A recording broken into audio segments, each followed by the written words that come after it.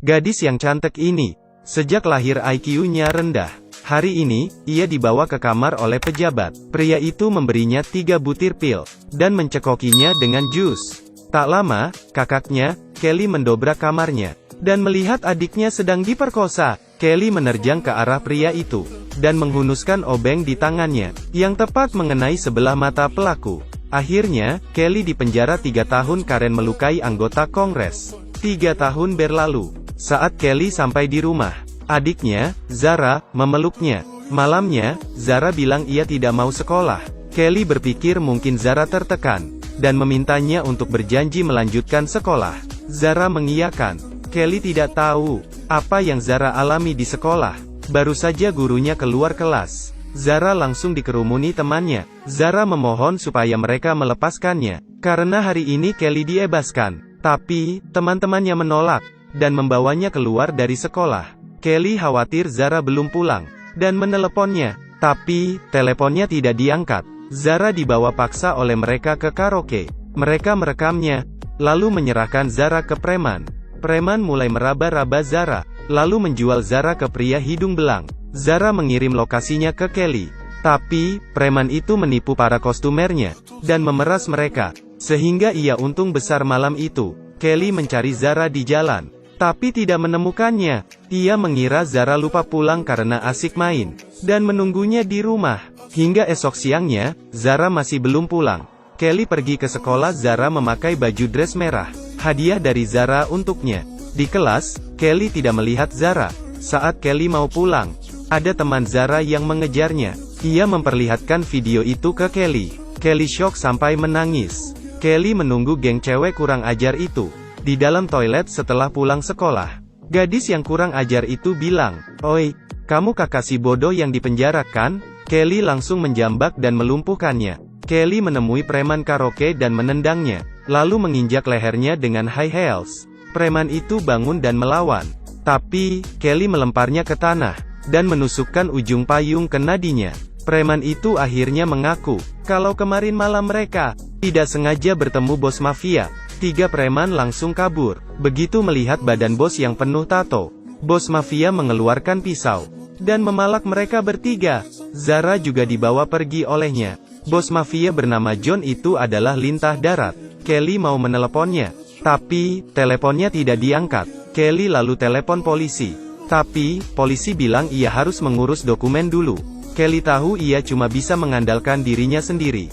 Ia pergi ke kantor John. Karyawan John pura-pura tidak mengenalnya, dan segera menutup pintu. Tapi, akhirnya ia bersujud memohon kepada Kelly. Ia tidak tahu kemana John membawa pergi Zara. Kelly mengambil kunci mobilnya. Zara dijual kepada mucikari. Pria hidung belang ini ingin memperkosanya. Tapi, anunya digigit Zara. Pria itu dengan marah minta uangnya kembali. Tapi, mucikari dengan marah memakinya. Barang yang sudah kujual tidak bisa diretur. Berdasarkan informasi dari karyawan tadi, Kelly menemukan mobil John. Saat John meninggalkan lokasi, Kelly membuntutinya. Ia mencoba menelepon John, dan bertanya keberadaan adiknya.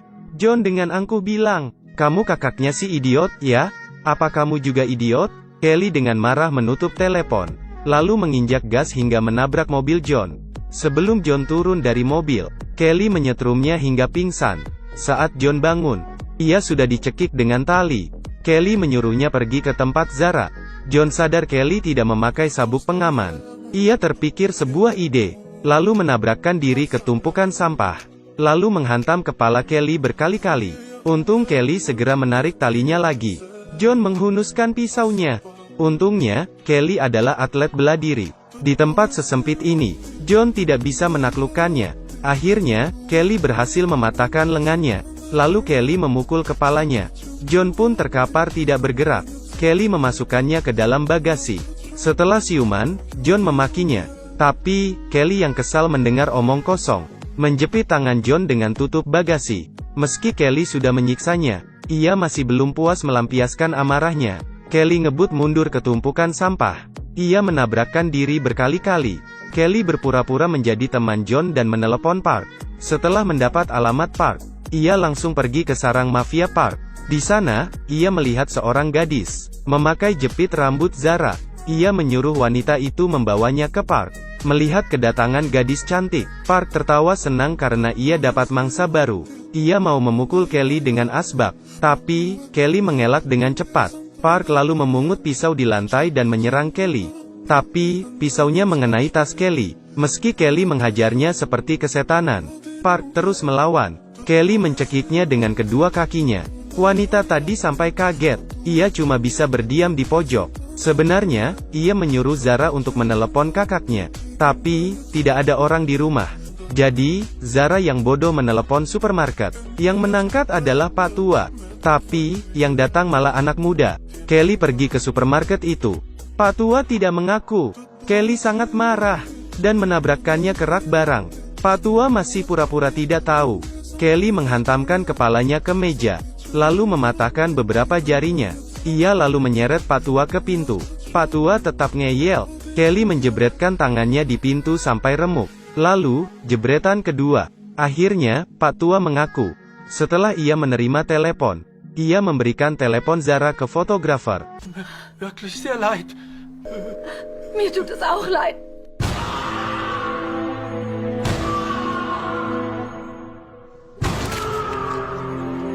Kelly lalu pergi ke studio foto. Di sana, ia melihat foto Zara. Fotografer bilang ia tak ingat. Fotografer sedang memotret Zara yang bodoh, lalu memanfaatkan kesempatan tersebut, lalu mencoba memperkosanya. Setelah dihajar sampai bonyok, fotografer bilang, ia memberikan teleponnya ke montir. Kelly lalu pergi ke bengkel montir. Dengan marah, Kelly menyeret palu besar. Ia berdiri di sebelah montir yang sedang membetulkan mobil. Ia menginjak tangan montir dengan high heels. Montir bilang, ia menelepon pejabat. Sie ist doch so alt wie ihre eigene Tochter. Nein, ich hab nur 2 Söhne. Kelly lalu menurunkan hidrolik, dan menggencet montir menjadi tempe geprek. Kelly mulai mengerti apa yang terjadi. 3 tahun lalu, Zara dicabuli oleh Pak Tua, lalu dilecehkan oleh fotografer. Saat montir membetulkan mobil pejabat, ia memperkosa Zara di dalam mobil. Lalu, pejabat menemukan celana dalam Zara. Pejabat mencari Zara dan membawanya. Hari itu, Kelly melihat Zara bertingkah aneh. Esoknya, Kelly mengamati Zara di sekolah, dan melihat Zara naik ke mobil seseorang dan tampak takut. Kelly membuntutinya dari belakang. Dan terjadilah adegan di awal film tadi. Zara lalu menelepon Pak Tua karena Kelly tidak di rumah. Pak Tua mengira Zara minta ganti rugi karena pernah dilecehkan. Lalu Pak Tua menelepon fotografer. Fotografer lalu menelepon montir. Dan montir menelepon pejabat lagi. Artinya, Zara sekarang berada di tempat pejabat. Kelly pergi ke rumah pejabat. Ia menyetrum satpamnya. Di kamar, pejabat masih tidur. Saat ia membuka mata, kepalanya sudah ditodong pistol. Di mana Zara? Bukannya takut, pejabat malah menantang. Kelly memukulnya dengan pistol. Di mana adikku? Pejabat merebut pistol Kelly, dan berteriak kepada satpamnya di luar. Beberapa pria masuk ke kamar. Untungnya Kelly adalah juara nasional bela diri. Ia memakai high heelsnya sebagai senjata, dan melumpuhkan semua satpam. Tapi, pejabat berhasil kabur. Kelly mengejarnya dengan mobil. Kelly ngebut dan menabrak mobil pejabat, lalu terus menabrakkannya ke tepi. Tak lupa, Kelly meletuskan pistolnya dan mengenai lengan pejabat. Tapi, pejabat berhasil kabur, dan menelepon anak buahnya untuk menghabisi Kelly. Ia juga menelepon tangan kanannya, untuk menghabisi Zara. Tapi, pria itu tidak tega dan menelepon Kelly, untuk memberitahu keberadaan Zara. Cowok ini sudah ganteng, baik lagi. Ia menyuruh Zara segera mencari Kelly. Baru saja Kelly parkir. Untungnya, ia bangun tepat waktu. Pria yang tadi membantu Zara dibunuh. Kelly ke toilet dan mencuci mukanya, dan bersiap untuk pertarungan hidup dan mati. Ia membalut tangannya dengan korek api, lalu naik mobil dan menabrak bawahan pejabat. Kelly dikeroyok dan tidak bisa kemana-mana. Dengan berani, Kelly berkelahi. Tapi, pistolnya kehabisan peluru. Meski Kelly jago berkelahi, tapi, jumlah mereka terlalu banyak. Mereka berkelahi sepanjang malam. Kelly kelelahan dan akhirnya lengah dan jatuh. Saat ia melihat Zara yang kesakitan, semangat juangnya membara lagi. Ia merebut pisau preman, dan menjelma menjadi Dewi Neraka. Ia membantai mereka semua. Kelly berhasil masuk ke kamar. Ia tidak tahu pejabat bersembunyi di dalam. Saat berkelahi, Kelly terpojok, dan pejabat menikam perutnya dengan pisau.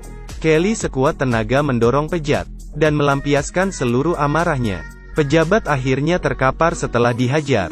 Kelly menungganginya, dan menonjok mukanya sampai ia mati. Meski muka pejabat sudah hancur, Kelly masih memukul. Kelly baru berhenti saat Zara memanggilnya. Mereka lalu meninggalkan kota itu, dan pergi ke tempat lain untuk memulai hidup baru. Film pun tamat. Di hidupmu apa ada seseorang yang sayang padamu seperti Kelly, yang selalu ingin melindungimu? Tapi, ada berapa orang yang memiliki seseorang seperti itu? Kalau tidak, aku harap dunia ini menjadi aman saja. Oke, aku Kaki Minyak. Sampai jumpa di episode selanjutnya.